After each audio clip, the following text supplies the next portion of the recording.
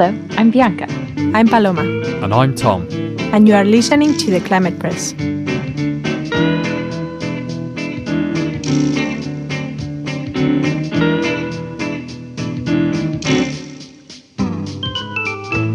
podcast where we aim to bring together climate science with public understanding and action.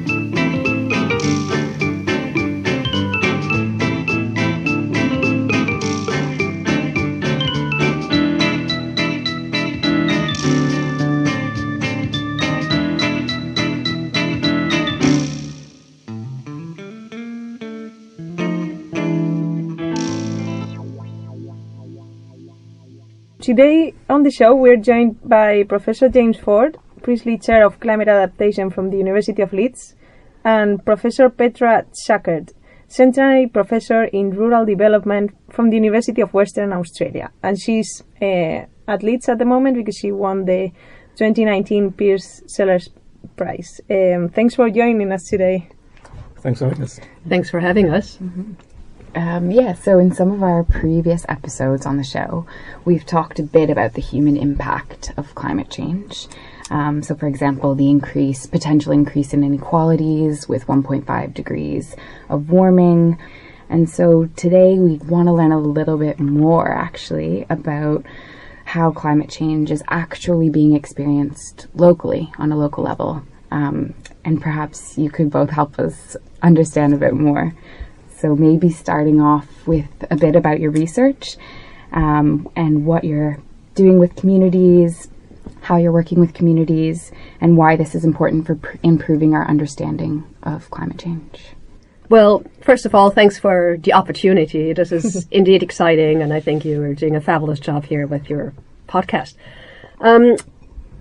My work has been predominantly in rural areas, hence my title, Professor in Rural Development, and almost exclusively in the context of development. So I have worked in West Africa for 20 years, predominantly Senegal and Ghana, but also for a little while in the Himalayas, project on climate change adaptation in northeast India, Assam, and Nepal.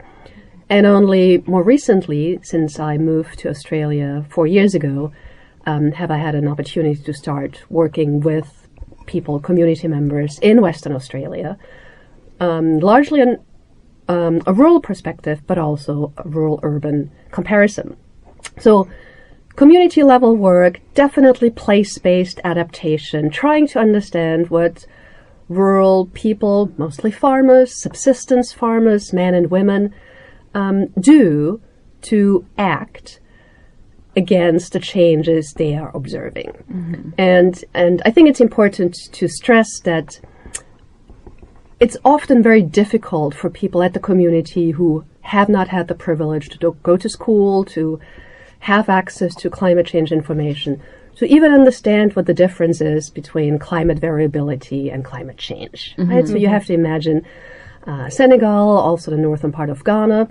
It's, by definition, a semi-arid climate, and climate uncertainty and variation from year to year, will there be enough rain to plant crops or not, is part of the normal. Right. So for people, it's really hard to understand the difference between, variability and change. But, one example that comes to mind when people observe climate change is, I remember distinctly this one little older farmer telling me that in addition to the fact that it is increasingly difficult to now predict when the rainy season starts and when they should sow their crops and if the first rain is good enough or not, he said the most striking example is actually in terms of temperature rise. And it's winter temperature and it's night temperature. And I hadn't thought about that. He said before, he always used to be a smoker. He said before, when we smoked at Christmas time, we had to step outside and it was so cold that our hands would shake. Now, we don't even need a jacket to step out and smoke, right? So people observe. And so most of my research has been on what is it that people observe, what is it they do about it, and have a lot of strategies, and we can come back to that. But more importantly, what is it that we researchers can do to help people who don't have access or knowledge to interpret climate information to anticipate what the climate could be, how the rainy season could be the following year, over the next 10 years, and how we can collectively engage what we call in anticipatory learning, how to learn about a future that we really don't know, how to take on uncertainty and develop a couple of strategies, and to ensure that the strategies that people at a community level take on don't just benefit the most powerful and most affluent members of a community. So that's roughly what my space has been.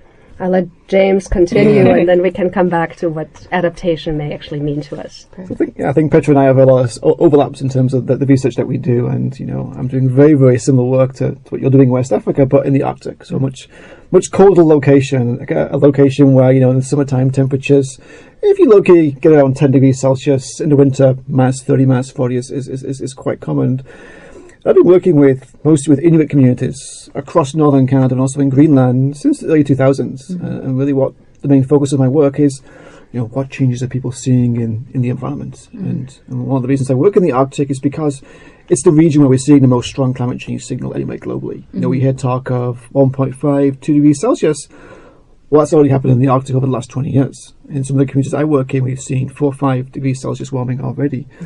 And that's having a wide variety of impacts. The story Petra just told, I've heard very, very similar stories in the Arctic around sea ice. So in one of the communities I work, Iqaluit in Nunavut, back in 20, 30 years ago, around Halloween, people were able to use their snow machines on the ice to go to cabins. That's no longer possible. The ice doesn't form away till Christmas time now. And so change is it's very, very noticeable. Especially on sea ice, but also more variability, more wind, more variable weather conditions, more open water in the summertime, more dynamic ice. A lot of work that myself and my team does really tries to say what makes communities, including individuals and households, either vulnerable to those changes or resilient. How do they experience them in their daily lives? How do they cope with those changes? What techniques do they use? How successful are they? What are some of the equity implications of those adaptations? Is everyone able to adapt? And what we find is that Inuit are very, very resilient in many ways. And certainly people are adapting to change by altering what they hunt, what they fish, when they hunt and fish, and how they use the environment. And that comes really as no surprise. Inuits have lived in the Arctic for thousands of years and lived through past episodes of change. What we find when we kind of really focus in, though, is that there's differential vulnerabilities.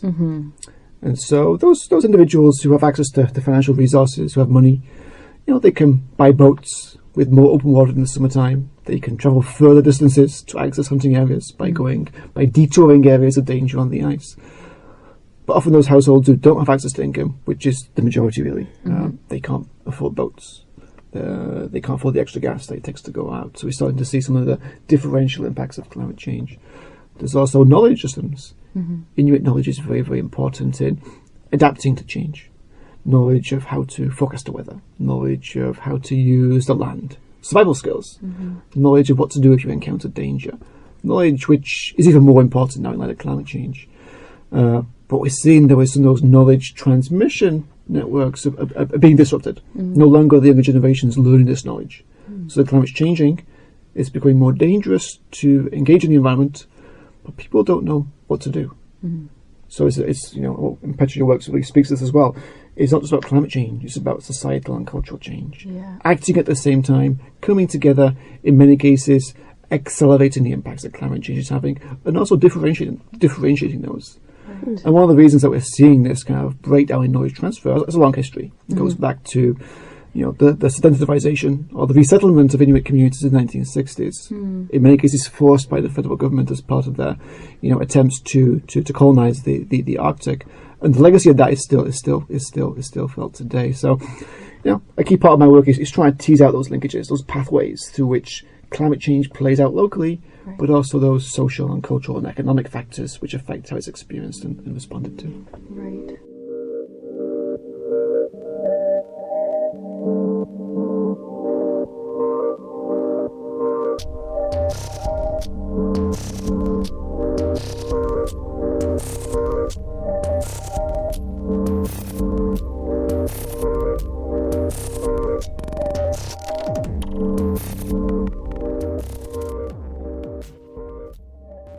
some of what you're talking about, you both mentioned like equity and equality in these resulting strategies, which I think is what you've been talking about, like adapting, and the words that you're using, adaptation and prevention of vulnerability. And it sounds as though existing inequalities already are now being amplified within these communities. And how do you in what ways do your work really focus on that, and kind of looking at that across communities, even within communities? Yes, I think James is very right. Our focus on inequality and differential vulnerability is at the core of what we do. Maybe before responding directly to your question, Bianca, let me just clarify how we understand vulnerability in the context of climate change.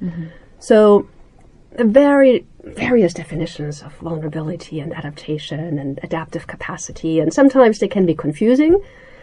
I like to think about vulnerability as one driver of risk that people experience when it comes to climate change. And the other two drivers are, well, the climate hazard itself, increased temperature, excessive rainfall events that result in flooding, drought, heat waves. These are all climate stressors. The third one is exposure. Well, if you think about floods and you think about where people live, well, if they live in a floodplain, they're directly exposed to a flood. Vulnerability exists often independent of a climate hazard. It's vulnerability baked into society. It's a propensity and predisposition to be harmed. So if you think about the heat wave that is now just developing over Europe, well, who are the people who are going to be most vulnerable? Everybody, of course, is exposed to the heat wave. Everybody who is living in Madrid or in Paris right now, they're all there. But those who are most vulnerable are going to be the elderly. Many of them have a predisposition, well, it's their age, medical conditions, the children, but also people, for example, who are homeless, right, who don't have anywhere to go, who don't have a place that has air conditioning. So vulnerability exists in society, and inequalities, entrenched inequalities that are there, independent of the climate hazard, and entrenched poverty will make it much more difficult for certain segments of society to act. So it's not that people act or do not act out of ignorance, it's because they don't have the means. So understanding vulnerability is really important. One example, coming back to my work in West Africa, that may not seem that obvious on the surface, but nonetheless actually further entrenches and perpetuates vulnerability and unequal possibility, capacity to react, is based on gender differences within a household. For example, in many places in West Africa, there are clear male crops, and these are often the crops that bring income, right? These are the cash crops. So often in West Africa, it's maize, sometimes it's wheat, sometimes it's millet. So these are the crops that men are responsible for. They're male fields, and the harvest then goes to the market and brings income for the family, and it's the head of the household, often a male, who is responsible for that job and the money. And then there are female crops. These are usually planted on smaller plots, for example, cowpeas. Now, even though the intention certainly was good, it failed and it perpetuated inequality. And the intention is to introduce crop insurance for farmers.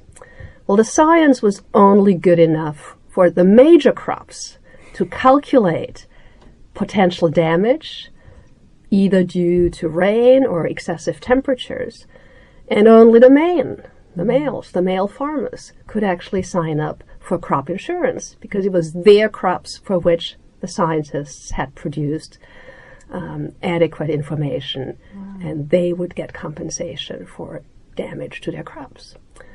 Sadly, the science didn't find it important enough to develop similar metric for the female crops, the women's crops, cowpeas.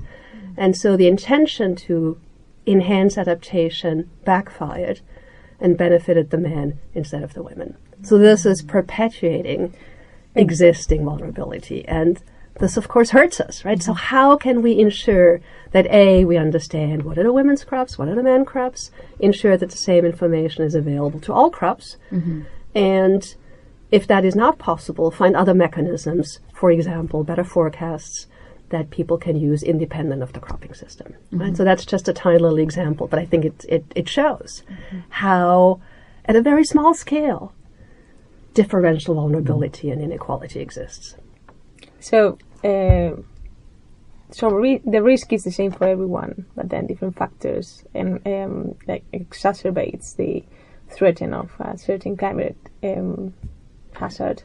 So I would slightly reframe that, and the IPCC has a wonderful graphic, we call it the propeller graphic, that shows that. So think about 3 dimensions of risks, or risk. The hazard, exposure, and vulnerability. So if the hazard, drought, is the same, and exposure is the same, because everybody lives in that area, but vulnerability is different, then you will have differential risk, and you will have unequal or uneven impacts when, well, everything unfolds. Okay. So differential vulnerability often drives differential risk. And I was also wondering, how do you know about these male and female crops? Is that some issue that they raise, or how do they communicate? Was the idea from the people from West Africa to show this problem, or it was someone that came from other places that reported that? Well, I think this is precisely why people like James and me work at the community level. You don't get this information in national reports on climate change. You don't get this information in climate models. You don't see it in any kind of statistic potentially available through the governmental climate change portal. You have to be at the community level. You have to talk. You have to be able to listen to people's stories. And, not always are stories the absolute truth, but we listen to many stories. And if we hear the same message over and over again, which we call triangulation in our data set, then we feel pretty confident that what we hear is actually what is happening. But it takes time, it takes effort, it takes also, I would say, a certain level of skill to engage with people who have been, whether through colonialism or other mechanisms of discrimination and disenfranchisement, have been continuously silenced, who have been continuously told that what they know is irrelevant and backwards and actually in complete opposition to modern science. So a lot of what we do, and James, you can explain more on that as well, is we build trust. And this is what we then call collective learning. We try to learn from each other. So never ever do we walk into a community and present ourselves as the scientists who have the ultimate answer. Never ever do we present ourselves to say, look, this is what we know and this is what you ought to do. It is always a conversation. It's always a debate.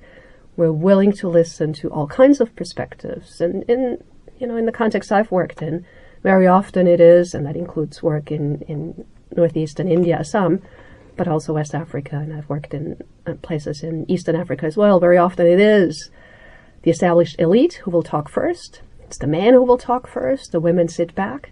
So we have to develop methodologies, methods, ways to communicate with everybody, to hear everybody's voice, and think about strategies, methods, ways of engaging that allow to envision futures where those who are already hurt will not be hurt again in the future. So this is what we mean with equity on the ground. So we cannot think about solutions that only benefit the richest and the most powerful. That would be perpetuating inequality. Right. Yeah, I think your point on trust is really important. This kind of community-based research, it really does depend on trust. There's a paper, I think, about 6 years ago called I Spent the First Year Drinking Tea. It's, I think, by Heather Castleton in Canada, and she talks about how, it does take a long time of just having tea, coffee, meeting people, hanging out, being in communities to really build trust and to really not just build trust but understand communities, how they operate and how they work. And without that trust, you're not going to do good ethical research. And so in the work that my team has been doing, we try and work with just a small number of communities and try and build that trust over long periods of time to really start to, to develop the kind of collaborations that will have impact locally. Also, your point on vulnerability, I think, is also key. There's a famous social scientist, I forget who it was, who said vulnerability doesn't fall from the sky. Jesse Ribot. Jesse Ribot. Yeah. We read the same literature. So I like Ribot's work. But yeah, there's a whole bunch of social and cultural and economic processes at work, often which have very, very long histories. And research is about trying to trace those various kind of non-climatic factors and how they create vulnerability. Yet the mainstream research in climate change science still doesn't get it. You look at a lot of work on climate change vulnerability or how the media presents it, but always the risk is related directly to the climatic event. When we talk about the heat wave in France, the main focus is the fact that it's 45 degrees Celsius. When we look at flooding events, we focus on the magnitude of the flood. Very rarely do we seek to understand those underlying drivers. And if we don't do that, we don't address those, adaptations in many cases will fail, and they will perpetuate the kind of the factors that create vulnerability in the first place. And thinking an example there of some of the gendered inequalities is a really good example of that. There's other examples in the Arctic I could also use of adaptations kind of developed in a lack of a real understanding of how things work on the ground. So one example would be a lot of people are talking about increasing the use of technology to adapt to climate change using GPS and VHF radios and satellite phones to help build safety for people using Arctic trails. And that, it's important, for sure it's important. But one of the concerns we have is that those technologies allow people to use those trails without having a fundamental knowledge of safety considerations. So the GPS works well until the GPS breaks down or freezes or you lose it. And then if you don't have those traditional navigation skills, you've got challenges. Or your GPS might take you over some area of thin ice. Unless you know those trail conditions, you might not know what thin ice looks like. So those technologies adopted in isolation of some of the fundamental characteristics of knowledge can actually be what we call maladaptive. That can actually increase vulnerability in the long term. Right. Can I build on your example, James, Sure. on technology? I think it's really fascinating because a lot of the literature points towards the usefulness of technology in facilitating adaptation. And, when we talk about adaptation, often it just means adjustment to changes. It can really be anything from building a seawall or using more drought-resistant crops to early warning systems and social networks. I mean, it's a whole range of things.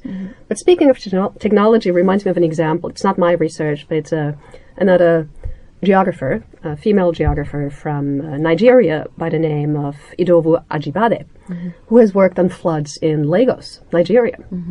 And Lagos is a multi-million population city and hugely complex. It's expected to grow even more.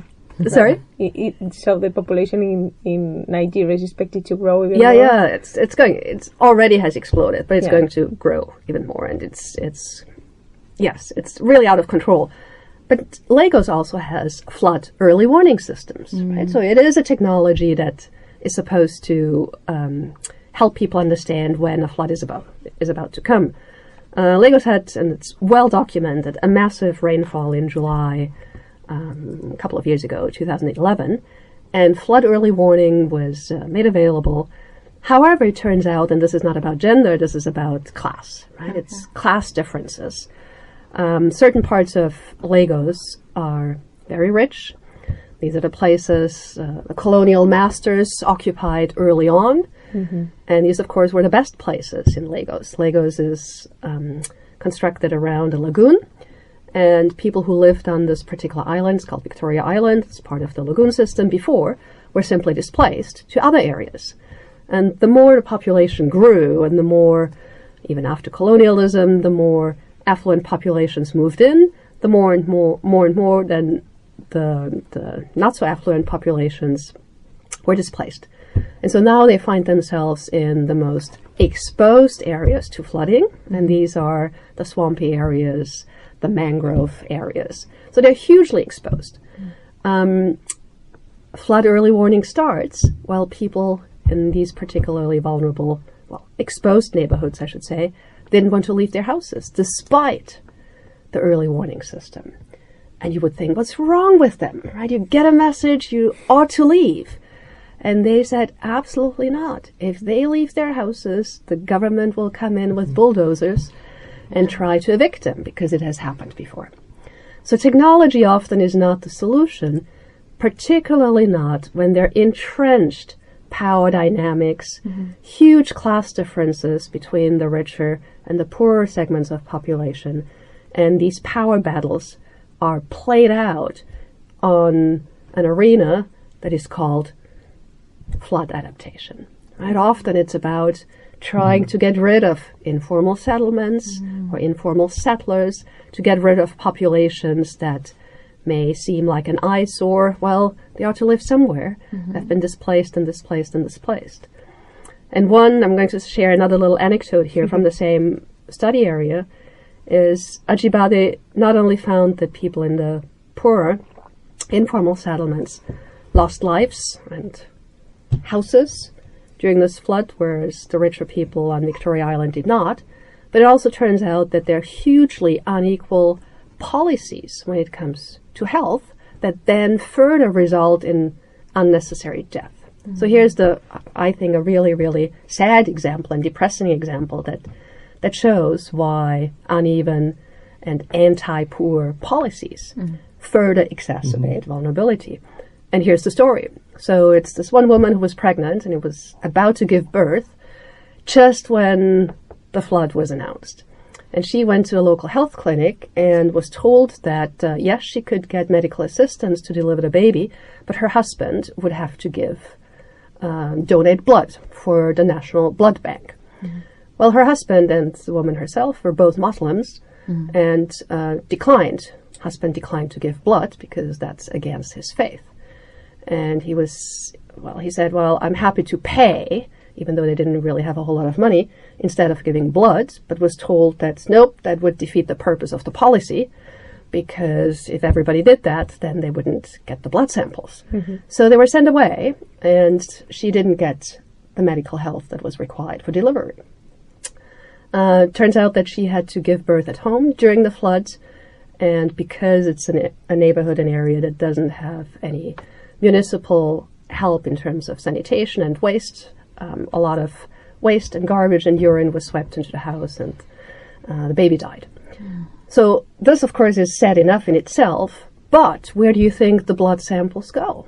Who do you think benefits from the blood that the poor, literally, through their embodied blood, donate, while it goes to the rich people on Victoria Island for cancer treatment? Right? So you have a climate hazard, a flood.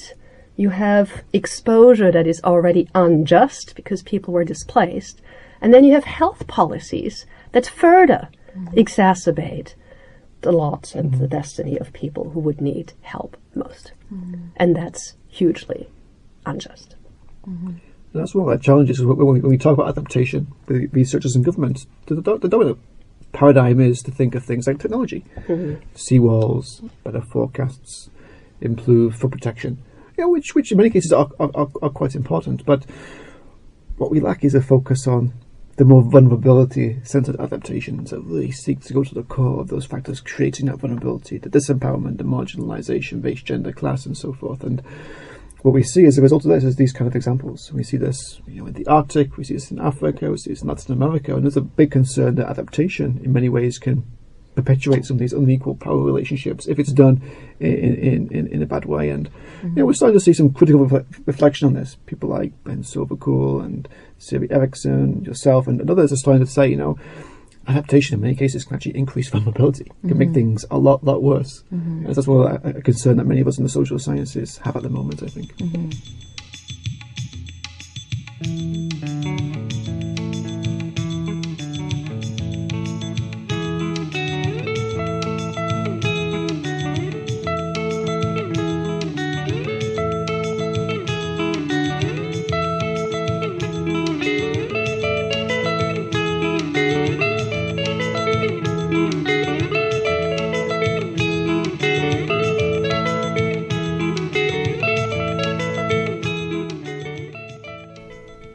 And of course, I mean, we can talk about this forever, but maybe the obvious question, and maybe I'm stealing your thunder, is to say, how can we do it better? Yeah. Right? Yeah. How can we prevent these examples to continue? And I think both James and I work along those lines, maybe in a slightly different way, but my effort has been, and this is what I said earlier, to facilitate anticipatory learning. How can we imagine trajectories in the future? And we call this participatory scenario building. How can we think about the future? Not because we can predict it, and not because we as scientists know exactly how it's going to be, but we want to widen people's horizons and say, well, if the conditions are A, B, and C, this is what we would do. Here would be our first response strategies. If the condition is different, well, we would have a different set of strategies.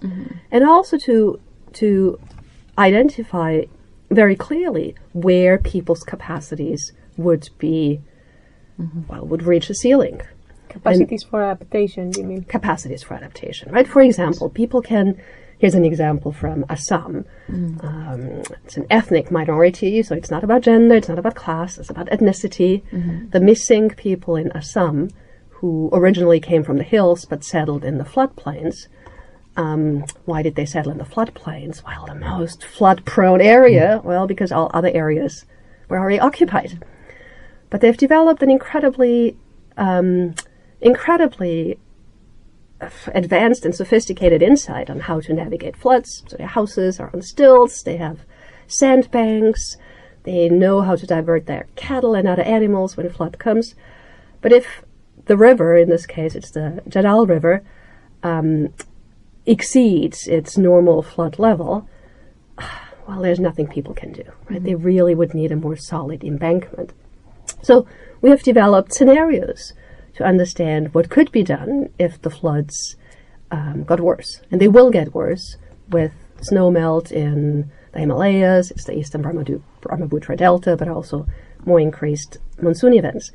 And scenario building is not something you need a computer for. You don't develop scenarios like models.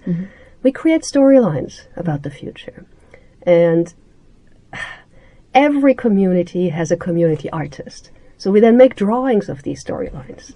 And in various settings, we have then acted out these storylines to showcase, and sometimes it's fun, sometimes it's sad, to play what a particular scenario would mean for everybody in the community. And there's an incredible wealth of information in there.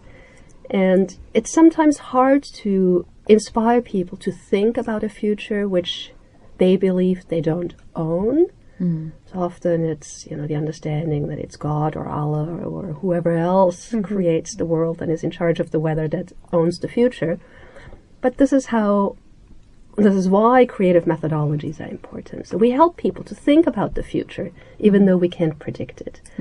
And to deliberate and negotiate who would do what and when and how, and whatever one person does exacerbates the destiny of other peoples. Would that be fair at the community level? And I think there's a lot of hope in these participatory scenario building activities. We can overlay them with the best climate information we have to even further expand people's horizon about what the future could bring, but also understanding where people's limits would be reached, and then negotiate with emergency managers at the district level, at the regional level, and say, at what point would additional help be needed, and at what point are emergency managers and NGOs and whoever works in these rural settings, at what point is their help needed? And how can emergency management leaders, how can they guarantee that help will come in most difficult times? So this is adaptation not as a one-time solution, saying this is the magic tool and this is what would help in all situations, but it's to understand how diverse the future could be, what could be done locally, who could do what, without exacerbating negative impacts, and at what point and who would provide assistance, I think is fundamental. And this is something we have done, and I think there's a lot of hope in that. I'm sure you have a good example as well. Not an example per se, but more just to kind of reiterate, I think what really differentiates this kind of approach from the standard approach is we're starting with impacted people or vulnerable people or disempowered first. Mm-hmm. We're not doing our climate modelling, our impact modelling, and then going to communities and saying, what does this mean for you? Right. Which is the main way this kind of research happens. We're just starting with those communities and saying, what's important to your lives today? What factors create your vulnerability to these conditions? How might your future look? What kind of future do you want, and how are you going to get there? Mm-hmm. And then how does climate change come into that? The key thing is, you're starting with the people themselves. And I think that's what differentiates a lot of what we're talking about here compared to mainstream approaches.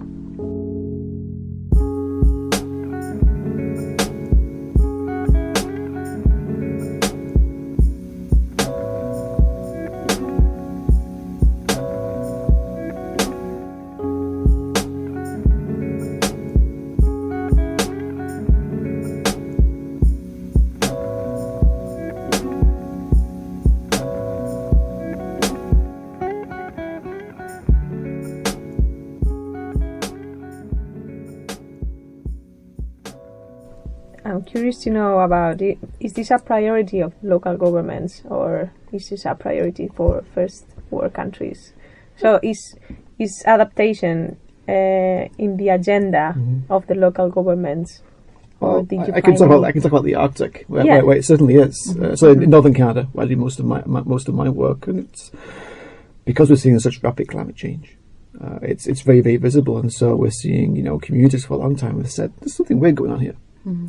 And now it's quite obvious what's going on, and so we've got a lot of local and regional governments across northern Canada saying, we need to adapt. These changes are having real impacts today. We need to do something to respond to these changes. And so we're seeing adaptation plans being developed at the community level. We're seeing territories developing adaptation programs, and we're seeing a lot of leadership actually coming from the ground up in terms of communities themselves saying this is the kind of science we need. So it's like scientists going to communities going to scientists, saying, this is the problem we're seeing. We need your help in these kinds of areas. And we're seeing across Canada, even the federal government putting funds to communities to help them start to prepare for climate change impacts. It differs depending on where you are. So places like Greenland and Russia are not quite as advanced in terms of planning for climate change in these kinds of ways. But in northern Canada, we're seeing a lot of leadership, and certainly the Inuit themselves have been very forceful. They've been very active in the global arena. Situating climate change as an issue of human rights.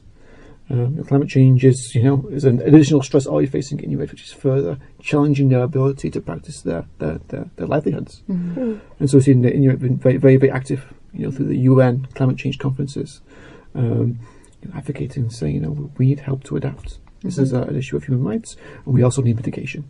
We need to, meet the 1.5 goal. We need to significantly reduce our emissions globally.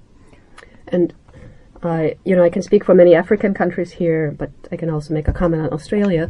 So for many of the African countries I've worked in, so that's Senegal, Ghana, but also Tanzania, a little bit South Africa, adaptation is absolutely fundamental. It is written into national climate change response plans. It is written into the NAPAs, the national, something called NAPA, the National Adaptation Plan for Action. Mm-hmm. And across Africa, countries have developed their own NAPAs. Mm-hmm. And adaptation for many countries that I work with is not just about technical solutions, it's also about receiving adaptation money, funds from countries in the global north who are predominantly responsible for the changes we see today. So adaptation is fundamental. Mm-hmm. I think where it's a little bit more difficult is, what does adaptation actually mean at the district level? Mm-hmm. So for Ghana, for example, I know that every single district has a mandate to include climate change adaptation into their 5 or 10-year district level planning. Mm-hmm. For many, it is, however, a mystery, really, how to do that. In the absence of good, detailed regional climate projections, it's hard to really determine what the strategy should be. Mm. And in the absence of good data, also often in the absence of a dense meteorological network, district level managers would just fall back to kind of what we already do, right? Building another embankment here, doing more drought resistant crops there. There's probably less understanding about adaptation as something that James and I would call is probably more important, is adaptive decision making. How do we make decisions together to respond to events that we often cannot predict for a particular season or for a particular year, but we know these events will increase in frequency and intensity. So how to do this adaptive decision making year by year is much more difficult. And I think, all district level agricultural managers, emergency and disaster managers have always had a huge desire to work with us, because often it is true that we have access to the best climate information that we can give.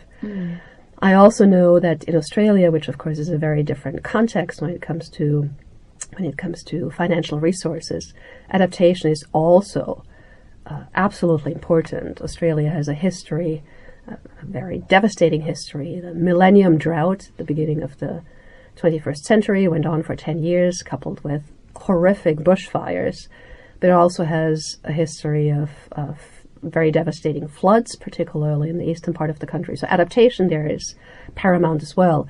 But what we observe is that there is often a disconnect between state level or national adaptation plans that are written based on climate models, written in offices that are far away from where people live and where people have to deal with the consequences. And we find that these adaptation plans are often out of touch with what people care about, value in their daily lives, and want to protect. So most of the work I'm doing now in Australia starts with, similar to what you have said as well. What is it that people value in their daily lives? What is it they would absolutely want to protect? And what is it they would potentially let go of and sacrifice? So to understand value-based adaptation and how people make trade-offs between the many things they value, I think is really the frontier of research, and I'm excited to do more about that. And I think there's a lot we can learn here from the Arctic. The government of Nunavut, which is where I do a lot of my work, was way back in 2011 developed its own kind of adaptation plan. It's more of a strategic document, not a plan per se, but it's based on Inuit cultural values. So instead of starting with the science, they start with the communities themselves and says, what do you want our adaptation plan to look like? And communities said, it's about Inuit values, Inuit knowledge. And that was the starting point. And then relevant science was brought into that. But again, it's this people-centered approach, which I think is key. And so I think, Northern Canada has actually taken a lot of leadership in promoting that at the policy level. So I think there's a lot of learning we can do globally, I think, in terms of different experiences around adaptation and research. For example, in the Inuit community, if some families can't afford to buy new technology or basically to adapt, and they have to move to the inner continent or to the inner country, how easy is for them as kind of climate refugees to start a new life from zero? Yeah, we've not really seen that in the Arctic. There's often been concern that climate change could increase migration from some of the smaller communities to regional centres. There is some migration going on from the smaller communities to regional centres, but the work that's been done has not been able to detect a climate change impact on that. Whether that happens in the future or not, we don't know. Because communities have very, very strong support networks. Very strong kind of cultural support networks in communities. So communities look after each other. Social networks remain very, very strong. So people share food. So if I can't afford to go hunting, often what will happen is my family members, my friends, if they have access, they'll share their food with me. People share equipment. If I've got a boat and you haven't, often will share my boat with the other person. Sharing of knowledge as well is also very, very important. So these kind of strong community bonds keep people living in those communities. Because if they leave, if you leave to a more regional centre, one, there's no road, you've got to fly. It's very, very expensive. So if you're moving, you're kind of moving for good. And it's going to be hard to go back to your community. And you're moving away from small communities which have very strong cultural values and bonds to larger communities which still have that, but they're larger communities, communities a bit more formal and so forth. So as yet, we've not really seen this kind of climate migration really happening in Arctic communities. In North America, there's not been too much work done on this in, say, Greenland or Russia, but there has been some work in Alaska and Canada, which has not shown any impact so far. Mm-hmm. So I can provide two examples, one quickly from Ghana.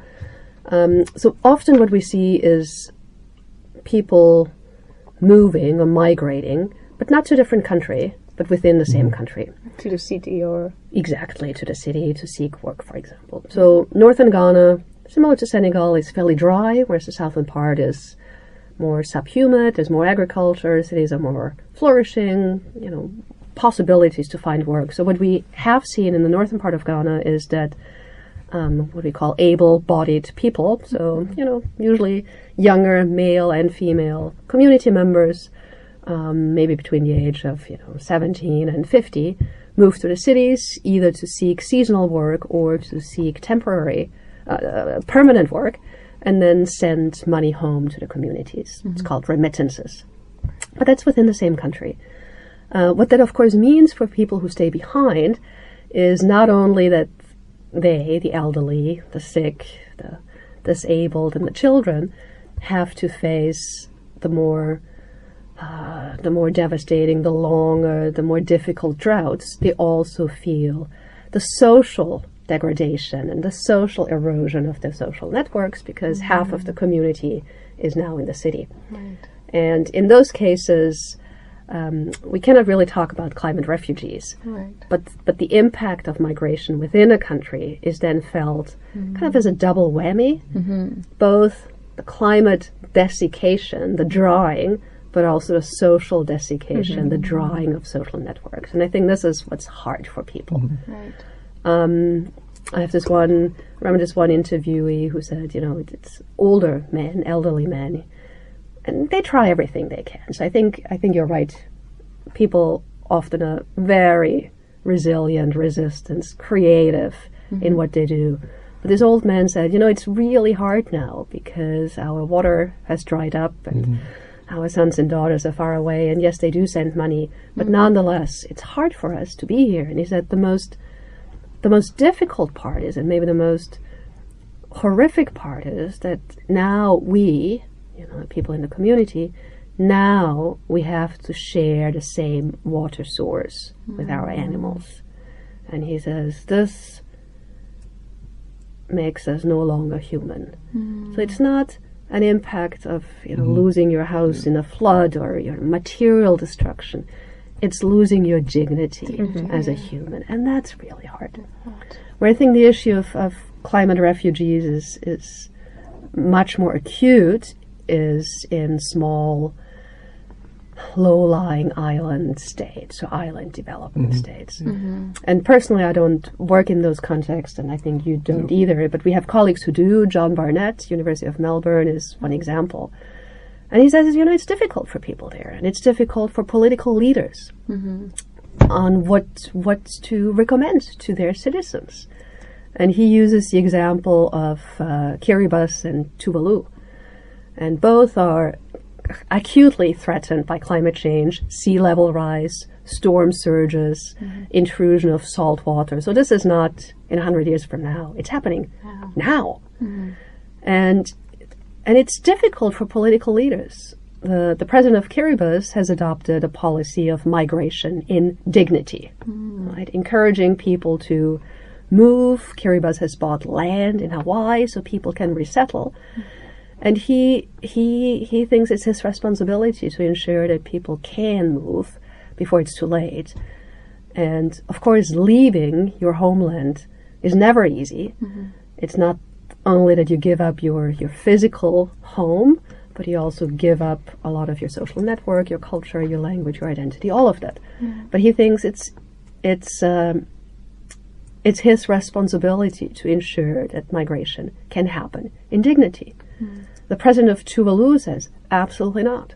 We are not going to move. We're doing everything we can to enhance adaptation, and we will stay where we are because this is our home, and without our home, we're nothing. Now think about I mean, the two of you, if you had to make a decision as political leaders for your countries, it's a hugely problematic and difficult ethical decision.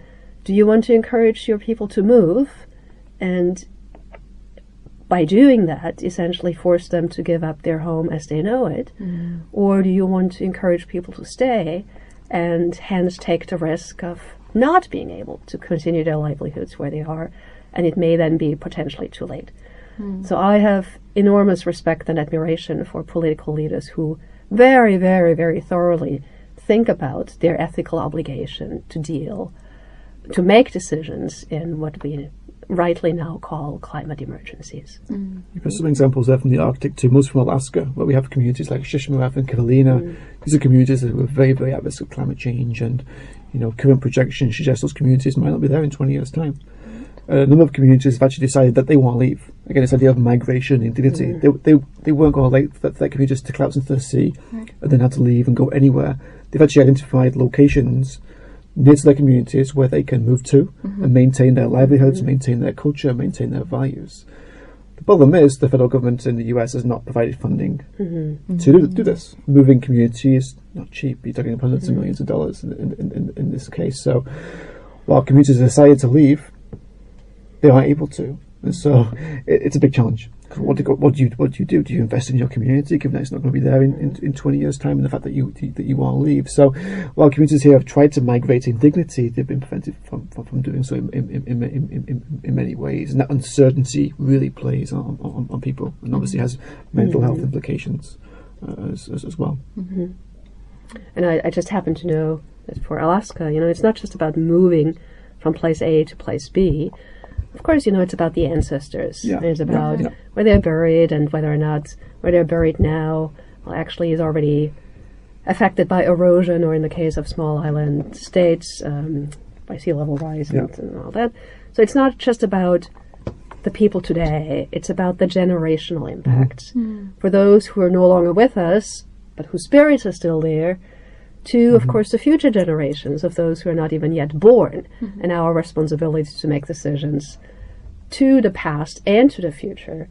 And these are difficult decisions. And there is really, I cannot think of one single case where there's a win-win. It's always a difficult trade-off. And that's why I think it's even more important to understand that adaptation is not just about finding the perfect solution. It's about deliberation. It's about discussing. It's about negotiating and understanding what trade-offs are absolutely necessary and where there's some wiggle room, and what is it that we ultimately, all of us, will have to let go of. Right. And there's one, and I'm really, really excited about this. We have started a new research stream, if you want, which we call the social science of loss, that deals exactly with those questions, knowing that adaptation will not be possible for everybody and everywhere. Right. And I think all of us have to start thinking very carefully, what is it that we absolutely need and want in our lives, and where is it that where we can easily make sacrifices, and what is it we would defend,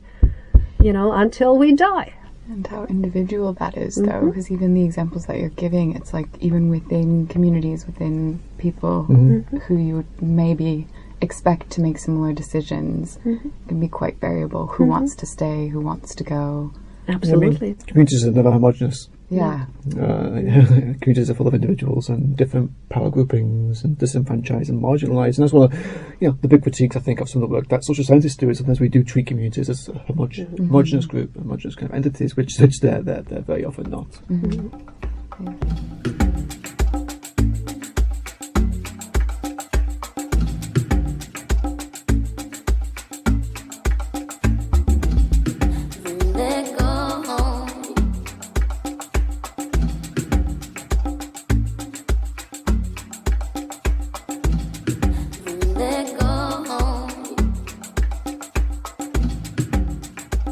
We've heard a bit about how your work in the role as scientists is really kind of taking these stories and these truths from the local level and connecting them with decision makers outside of the communities as well. And how does this kind of translate from national to regional levels, and perhaps playing out on kind of these more international global scales of, like, say, the Intergovernmental Panel on Climate Change? Sure. So both James and I have had the pleasure, fortune, misfortune to work on the Intergovernmental Panel Climate Change, the IPCC. It's an incredible experience, and I think we definitely need more social scientists and people from the humanities to participate in such massive undertakings. What the IPCC does is to synthesize available literature. Mm-hmm. So it's not to conduct their own research, it's to go and see what is written and published in the literature, and then summarize all that insight and write it up in chapters or summaries for policymakers. And so our job is to, of course, publish the work that we have done in our various community settings and ensure that they are well represented in good journals that then are reviewed in the process of the IPCC. So I have worked on the fifth assessment report and on the special report for 1.5. And already in the fifth assessment report, we were encouraged not only to look at evidence in peer-reviewed publications, the journals, so our academic outlet, but also in what is called the grey literature. That includes, for example, reports by NGOs, for example, Oxfam or Care International or the Red Cross Climate Center. Not peer-reviewed, but nonetheless, these are organizations that work on the ground with people on adaptation, and certainly there's a lot of insight that comes out of those reports. So we were clearly encouraged to use such grey literature. Also literature that is not always in English. So if we had publications that came, for example, out of Latin America and are in Spanish, we were absolutely encouraged to use them as long as we understood, well, sufficient Spanish to understand what the key messages are and translate the abstract into English so it could be accessible. So definitely there's an encouragement to do so. Now I think where it becomes a little problematic to represent those voices is when community or individual or regional impacts are not that people feel and know they feel and have experienced on their bodies with their lives are not necessarily counted in the way evidence is understood within rather narrow IPCC formulations. And evidence, for example, in the fifth assessment report on observed impacts were dependent on some paragraph or sentence in the publication that clarified whether or not the climate hazard experienced, a flood, a drought, a heat wave, could be, at least to a certain extent, be attributed to climate change. It's called attribution. It's a really complicated technical field of science, very, very important. But many of the publications, especially those in the grey literature, did not have the necessary attribution statements and hence did not count in the global assessment of observed impacts. We still could write about them in our chapter, but in the chapter evidence was, well, there's a risk that the chapter evidence in the massive synthesis assessment is somehow misinterpreted as local anecdotal evidence rather than verifiable science, and that's where it becomes contentious. Yeah, I mean, the IPCC, I think, has struggled for quite a long time to bring in alternative ways of understanding the world and understanding change. If you look at across the 5 assessment reports of the IPCC starting in the 1990s and including the more recent special reports, I think some progress has been made. We do have a more social science engagement now than there was, even 5-10 years ago. We're also seeing some engagement of the humanities, but it tends to be in a very top-down manner, engagement on the terms of the natural sciences. And so, your example of what evidence counts, I think, is a really graphic illustration of that. The IPCC is trying to bring in alternative ways of knowing. As part of the 1.5 assessment, which I was involved with, there were attempts to say, how can we better integrate indigenous and local knowledge? But there was also pushback.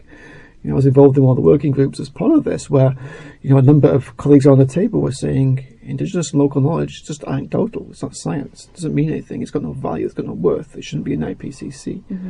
So those voices are still there, and they're still pushing back. We were able to say, this work is documented in decent journals, and therefore we were able to get it in. But we shouldn't really have to be doing that. This knowledge should really speak to itself. And I think there's a lot that IPCC can learn from, say, other assessments like IPBES, like a number of national assessments, like in the US and also in Canada, which have actually brought to the table Indigenous knowledge holders as part of the actual assessment process to help integrate different ways of knowing from the outset. From actually designing the structure of chapters to writing the chapters and deciding what kind of evidence counts. IPCC is nowhere near that yet. But certainly looking ahead to say, the seventh assessment or the eighth, I think there's a lot of opportunities with IPCC to really evolve, to change how it does things. I mean, whether it will or not is hard to say. It's a very conservative organisation, but we are definitely seeing pushback from scientists like myself, like Petra and others, saying, we do need the change. We can't keep on doing things the same way that we always do them. And I think that the voice. The momentum is improving. So maybe for AR7, your authors yourselves, we might get there. There's hope. Well said. Well said. Well, thank you. Thank you very much. Yeah, it's been a great pleasure to have you on the show. Yeah. Thanks for having us. Yeah. Great. On the next episode, we'll talk with Stephanie Robinson and James Mackay about sustainable cities and local initiatives to take action against climate change. Stay tuned for upcoming episodes and visit our website, theclimatepress.com.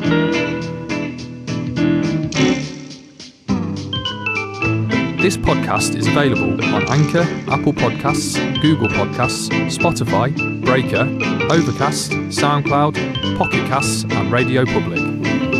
Thank you to all the artists who contributed music to this episode. For more information, please see the website.